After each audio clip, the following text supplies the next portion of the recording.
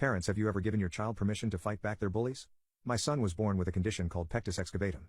In layman's terms, his chest is sunken in.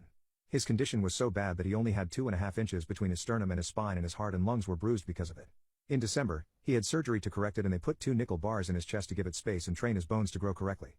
About 3 weeks after his surgery, a kid punched him and dislodged the top bar, and he had to have another surgery to put the bar back in place. The kid has been through a lot. Well, the doctor cleared him for most activity last week, just no skateboarding or bike riding, but he could now lift his backpack and go hang out with friends and play pickup, non-contact sports.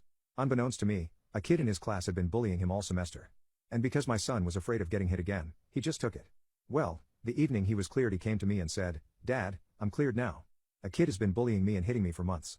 Can I kick his butt?" Well, my son isn't really a fighter. He's fought with his brothers but never anyone else, and he's always gotten his butt kicked. So I just figured he was just talking.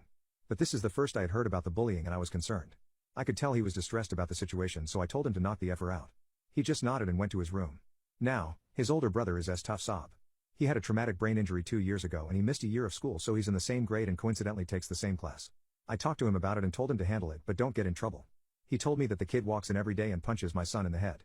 I asked him why he allowed that to happen, and he said he wanted his brother to get tough, and once he was tired of getting hit, he would do something about it. While I kinda agree with his thinking, I instructed him to handle it without getting in trouble.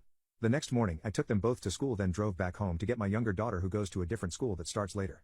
On the way to take her to school, my wife calls me. "Have you taken XXXXX to school yet?" "Well, after you do, go pick up your son. He got in a fight." I just assumed it was my oldest son. Imagine my surprise when I walked into the school office to see my younger son with a grin from ear to ear. He was beaming. He pointed to another kid sitting in a chair holding an ice pack on his face. I warned him. I was so proud.